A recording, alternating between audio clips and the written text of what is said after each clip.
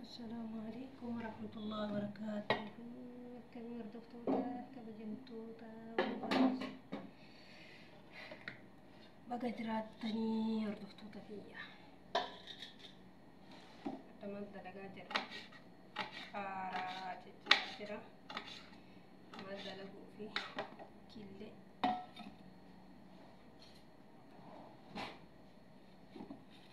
كله جتشو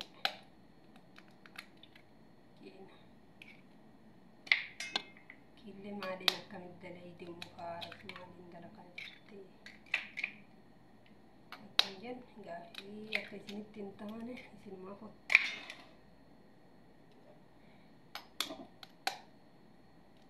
كله هوري شخصه وأنا من يشوف جتشو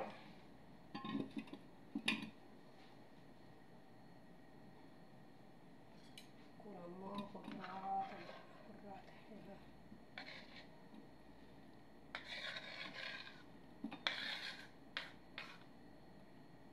كلامه كارا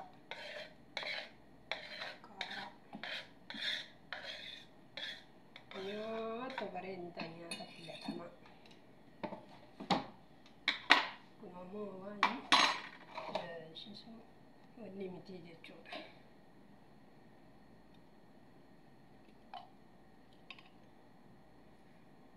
فيلا كم بربري وراتي متيجي تشوف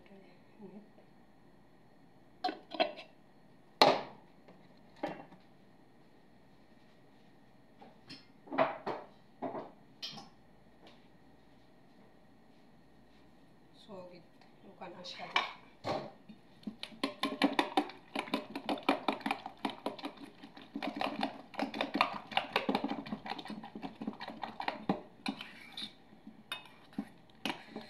نياتا بلا تمام نياتا أتشبك والله العظيم جدا كراتا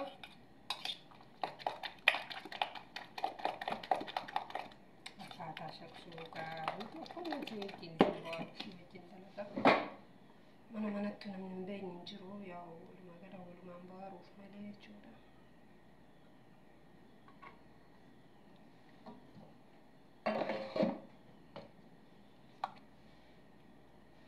Amma immoo gara maalii deebina?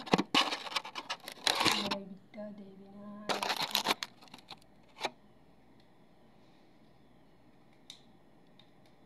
Rafaa ofii kophaa nyaachuu irra akkanatti irraa waan filatamaa ta'e isin agarsiisa. Wallaahi nyaatu qorqee kophaallee nama nyaachatti akka jechuudha.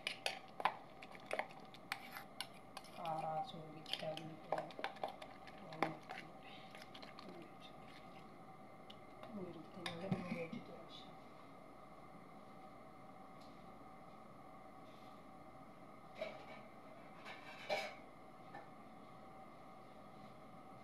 والله أجايب من تقطع باي برتما متبين تكنا كوني من كتي كل يوم تقطع لجن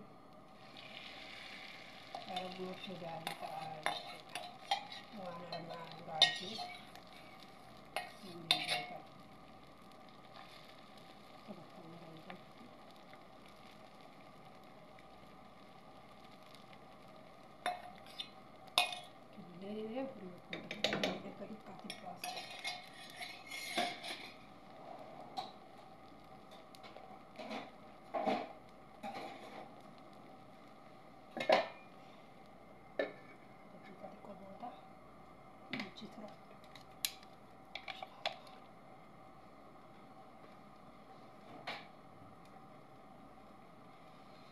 كذي دعوتك كأنه لايك شير سبسكرايب وجوني الرنفتنا ريوتك يسمى شير وجين بوارم وندلين وجين سدلين هالكا جرتين كان في فيديو وابنو هذا ما على الجوبة فيديو هذا ما لا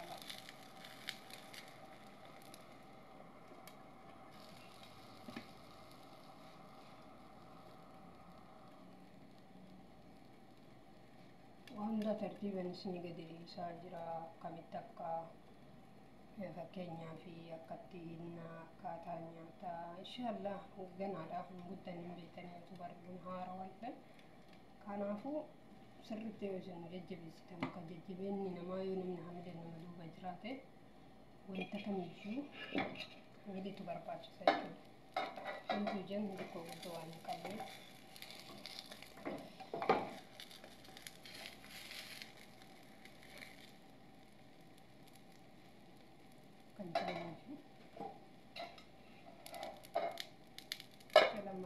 garuu bittee waan hin bilchaatiin jalaa jabaatee waan yaaduuf inshaallah kan gargaarudha inshaallah.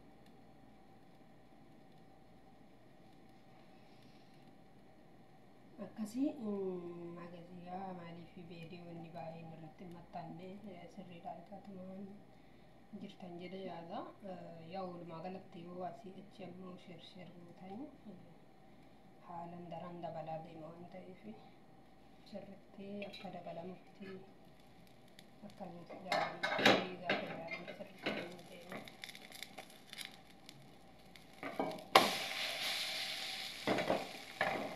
Qixxaa fakkaata laala. Qixxaa fakkaatan. Fayyadamuu ta'a jedhee yaada. Namatti hin qarqaru.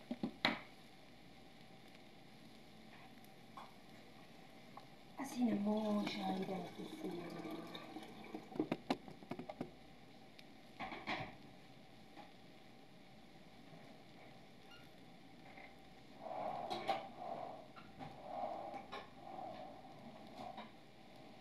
ammoo maali uummanni biyya kun qaama bira jiru kun wallaahi nyaata fuulisaa ta'uu wantoonni hundaalaa fidan.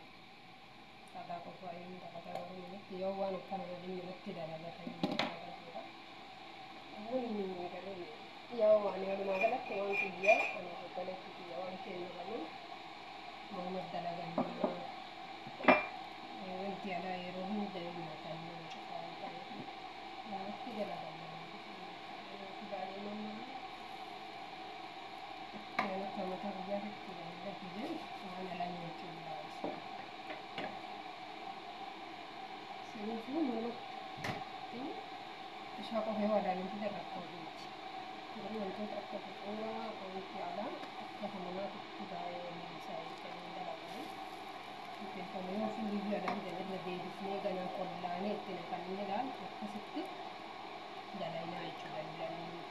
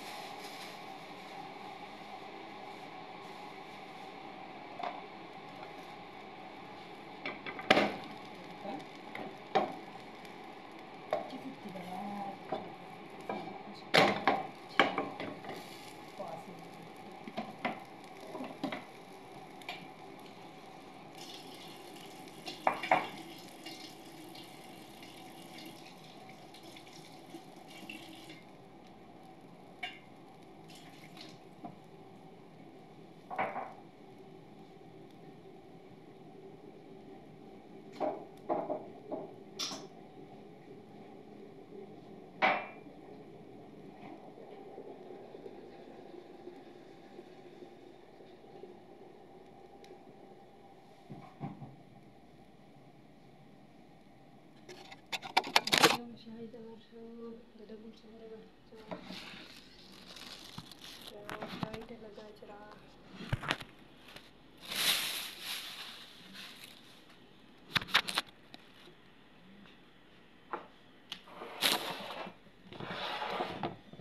अद्दने जलन चलना चाहिए खाना चाहिए संगे से जरा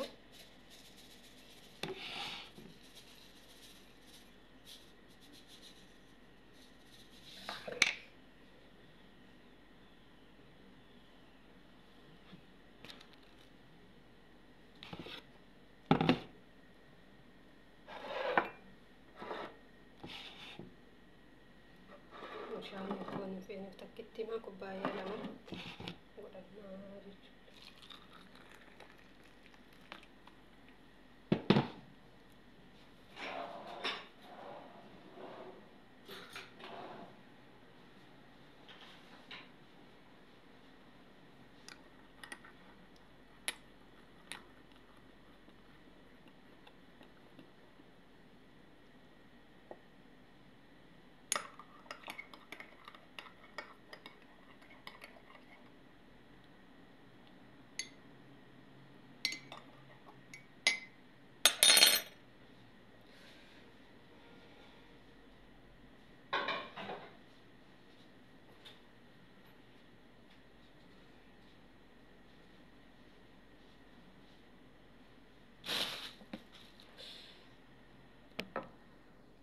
Akkasii obboleeyyan teennaa kinoo shaayii danfisne amma nu wajji turtii godhu keessanii wallaahi baay'ee galatoomaa ulfaadhaa isiniin jedha.